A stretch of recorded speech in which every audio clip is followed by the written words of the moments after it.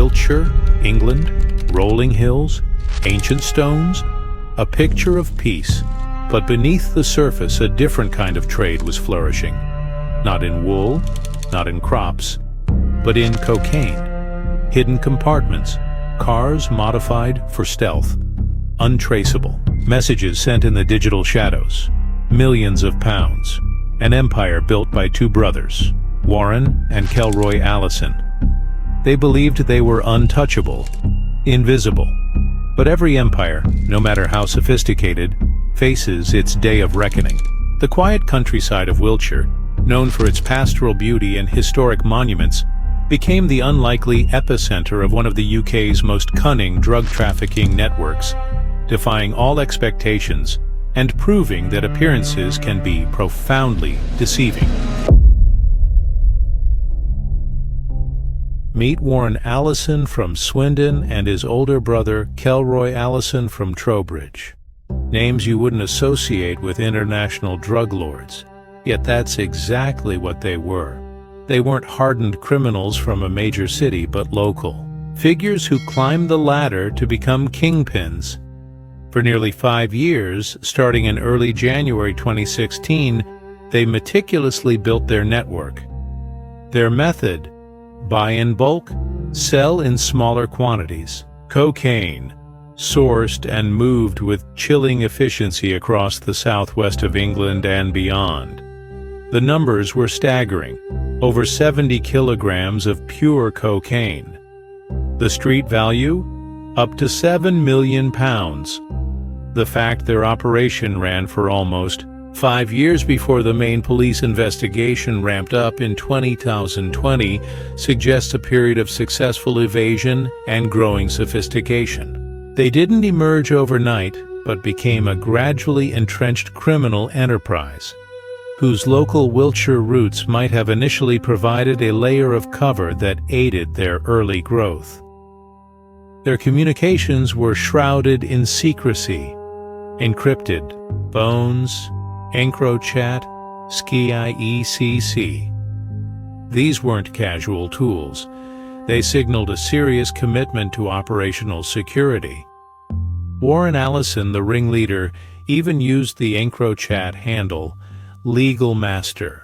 The irony would not be lost on investigators. Their transport was just as sophisticated. Cars with hidden compartments, specially designed and fabricated. These modified vehicles, provided by the Allison brothers, silently moved drugs and cash throughout the Southwest. Every machine needs its cogs. Richard Cowell, 57, with the EncroChat handle South Kangaroo, was their trusted driver. He was a courier not just for the Allisons but for other organized crime groups, indicating his established role in the criminal underworld. And then there was Portia Densley, 38, Warren Allison's romantic partner and partner in crime. She acted as the financial manager. She handled the money, millions in drug cash, delivering and collecting cash from clients and couriers, transferring funds under Warren's instructions, and managing the vast sums of money generated, ensuring the enterprise ran like clockwork. Her role was crucial to the smooth operation of the business. The network stretched beyond the UK's borders. The cocaine flowed from Albanian suppliers, Ledian Hoxha and Peter Pisha. A facilitator, Enid Aliko, even provided new encrypted SkyECC devices when the pressure mounted, demonstrating the resilience of the connection and an attempt to maintain the network's operational capacity even under duress. Warren Allison lived large. Luxury cars, a Lamborghini Huracan, a Mercedes C63 AMG, and an Audi RS6. Symbols of wealth, all bought with the profits of poison.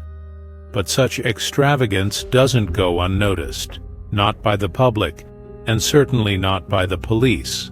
This ostentatious display of wealth, while common in certain criminal circles where the desire for status symbols can override operational security, created a vulnerability. attracting unwanted attention that likely contributed to the local intelligence that ultimately triggered the specialized investigation. These individuals, each playing a vital role from leadership to logistics and finance, were crucial to the network's longevity and efficiency. Their prosecution was key to dismantling the entire structure, but the walls were closing in. In 2020, acting on local intelligence, the Wiltshire Police's Serious Organized Crime Unit, SOCU, launched a dedicated investigation. This wasn't a random raid. Warren's flashy lifestyle and whispers in the community had started to paint a picture. Undercover officers moved in. Surveillance began. The police were building a fortress of evidence, brick by meticulous brick. They sifted through mountains of data, phone records, documents, every call, every transaction, a potential link in the chain. Then, a crucial breakthrough. A raid on Kelroy Allison's home in Trowbridge in 2021. His mobile phones contained the crown jewels, drug ledgers, years of meticulous records detailing their entire operation since January 2016. This discovery, a result of a warrant obtained by the Chippenham Neighborhood Policing Team, was a classic criminal blunder. Keeping detailed records on a personal device is a fatal security flaw, but invaluable for prosecutors, providing a roadmap of their conspiracy. Globally, the criminal underworld was about to be shaken. June 2020. French and Dutch police hacked EncroChat, the supposedly impenetrable phone network. The fallout was immediate. Panic. The UK's National Crime Agency, NCA, helped Wiltshire police decipher other devices, like those on Skowai ECC. The messages told the story of an empire in crisis. Although the investigation into the Allisons was already underway, the EncroChat data likely provided corroborating evidence and deeper insight into their network and connections, significantly amplifying and accelerating the local probe. The Net Titans. November 3, 2020. Bristol. Police watch as a deal goes down. 4 kilos of cocaine, with a street value estimated between $320,000 and $400,000. Warren Allison, brokering the deal. His cousin, Anthony Burke, receiving. The suppliers, Hawkshaw and Pisha, the Albanian connection. As Burke takes the delivery on Ronaine Walk, police storm the address. Drugs seized, arrests made. Hawkshaw and Pisha try to flee, escaping the country, but justice has long arms, and they were eventually caught. The courtroom drama, a 12-week trial at Winchester Crown Court. Their defense, desperate. The Allison brothers and Richard Cowell claimed the coded messages, the hidden compartments, the millions. It was all for counterfeit clothing they expected to be delivered to Anthony Burke. This defense strategy, in the face of overwhelming evidence from encrypted messages, surveillance, drug seizures, and Kelroy's own ledgers, seemed a flimsy attempt to explain their activities. The sheer scale of the cocaine and money involved, along with the nature of the modified vehicles, was inconsistent with such a claim, likely undermining their credibility with the jury. The jury saw through the lies. Guilty verdicts for Warren Allison, Kelroy Allison, Cowell, Burke, and Densley. Aliko, Pisha, and Hawkshaw had previously pleaded guilty. The sentences came down like a hammer. Warren Allison, the 36-year-old ringleader, 23 years for 2 counts of conspiracy to supply cocaine. His brother Kelroy, 41, 16 and a half years for 1 count. Richard Cowell, 57, 9 years.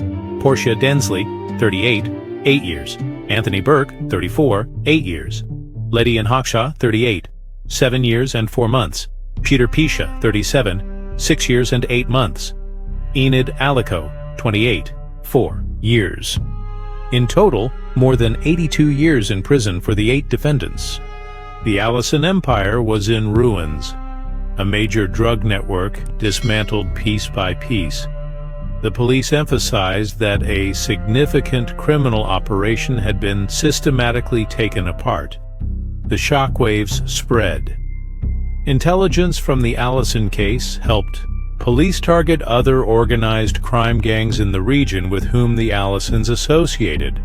This included their dealings with figures like Christopher Kilo Chris Barboza, who bought at least 20 kilos of cocaine from them and was also jailed. This domino effect demonstrates the strategic value of dismantling high-level networks, as it can destabilize others and provide leads that would otherwise remain hidden. But the cost isn't just measured in pounds and years. It's measured in lives. The drugs the group trafficked between 2016 and 2020 undoubtedly contributed to the significant and harmful social, health, and economic impact that cocaine has in the UK. This includes drawing young people into crime, antisocial behavior, drug-related violence, and acquisitive crime. There is also the considerable violence and exploitation that takes place all along the supply chain. The Allison brothers believed they were above the law, invincible. Their story is a stark reminder. No matter how clever, no matter how sophisticated, no criminal is truly untouchable. The case sends a clear message that those involved in organized crime will be pursued. While this operation was a significant victory, the fight against drug trafficking is an ongoing effort, as persistent demand and supply mean others will try to fill the void. Justice, in the end, found its mark in the quiet fields of Wiltshire.